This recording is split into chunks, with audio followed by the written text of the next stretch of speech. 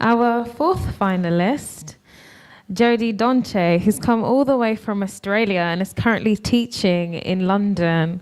Please welcome Jody.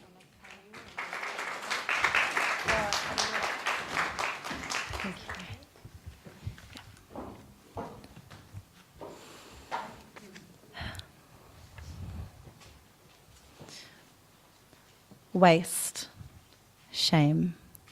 A waste of space, shame. A waste of air, shame, waste. Namaste.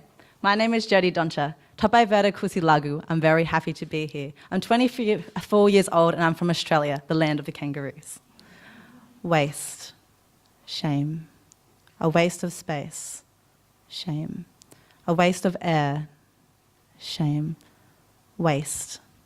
That is what I was called. Shame. That is what I felt. I would like to share my story about overcoming shame with you all. And it begins with how my life was severely impacted by financial hardship. In the first 18 years of my life, I lived in 16 different homes. For a child growing up, this unstable foundation, this constant moving between different states of Australia meant that I never fully gained a sense of my identity. I started to develop severe shame in who I was. And then began the difficult adolescent years. According to UNFPA, youth as a whole undergo many obstacles that stop them from safely transitioning into adulthood. Up to 60% of youth in developing regions are not working or are not in school.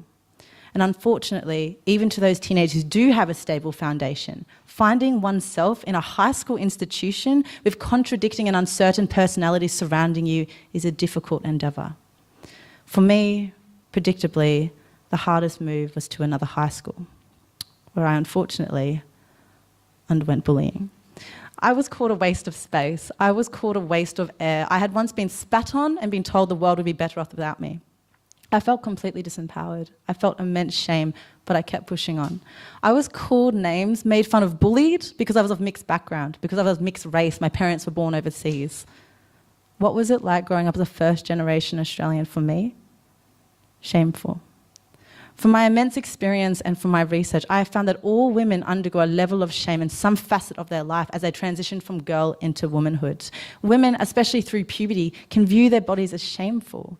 They become increasingly aware of the impending judgment from others, including social, religious, and ethical constraints. Women are taught to blame themselves when subjected to racism, sexism, and violence. We women all undergo some level of shame. And my most severe shame growing up branched out of being the ongoing subject of racism and bullying. My feelings of insecurity, of not belonging, of discomfort, my sense of worthlessness, ugliness, and incapability all branched out of my pulsing, excruciating, and suffocating identity issues. According to nobullying.com, 44.2% of middle school students have experienced bullying, and young women experience bullying more than young men in school. Is there hope amongst this ever-reoccurring cycle of shame in women? Yes. I am proof of this, and I believe that all women can use their story of shame as a powerful tool to enable them to make positive changes in others, in their environment, and in themselves. Shame isn't to be shied from. Shame isn't to be ignored, unaddressed, and completely disregarded. Shame is a powerful gift. Let me explain why.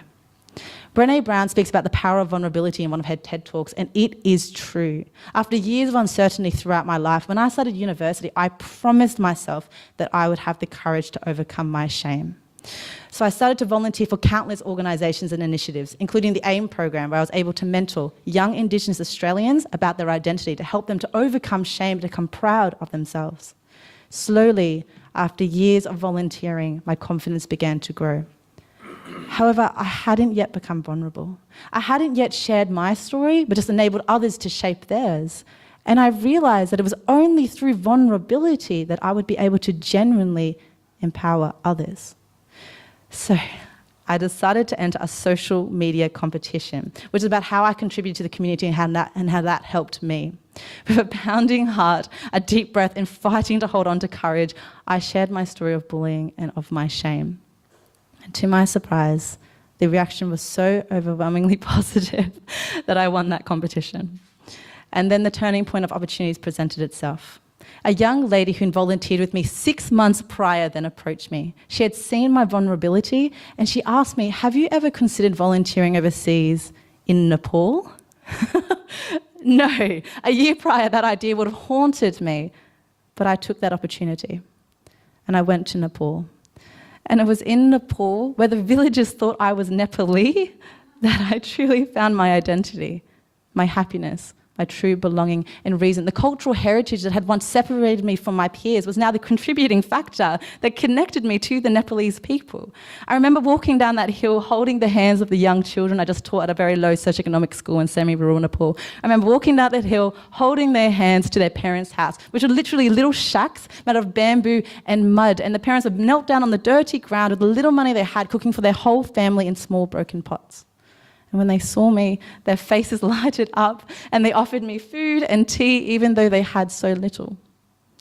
And it was in that moment that I realised I had nothing to worry about, that I was so lucky, that I should not feel shame, that my life was not a waste of space. I was someone who could make a positive difference in the world. And I realised that my international connection and heritage would enable me to create positive differences around the globe and around Nepal. And now, it's with a thankful heart and a soul full of gratitude that I share with you all my passion.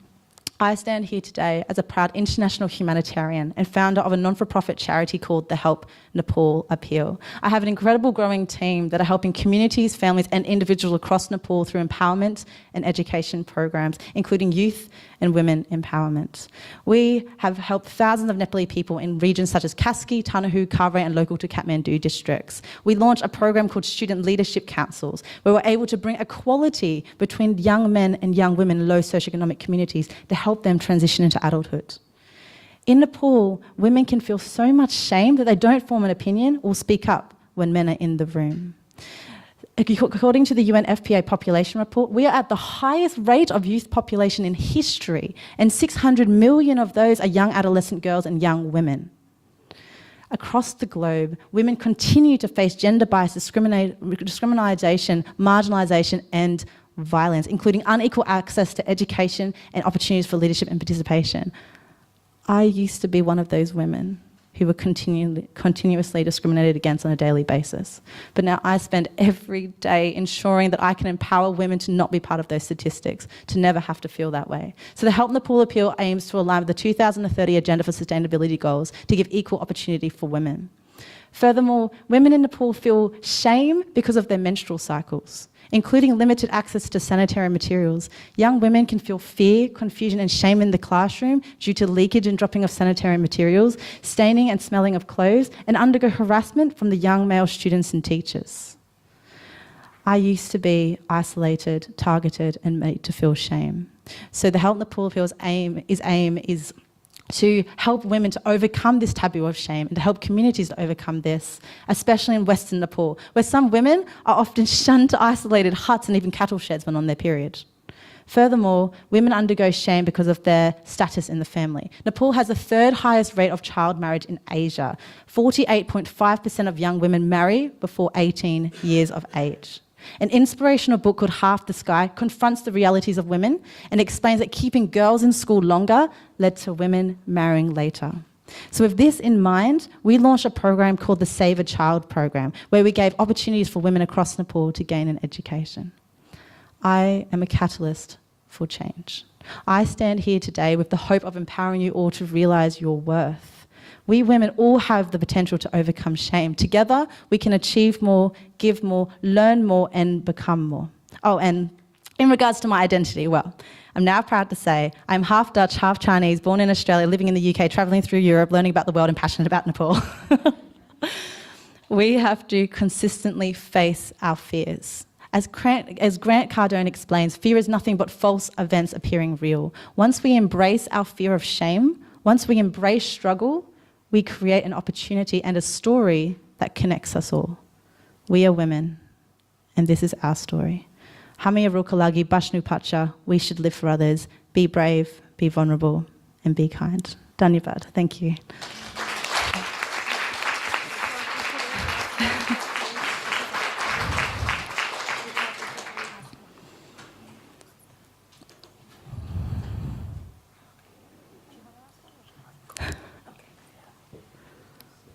Hi. Hi, namaste.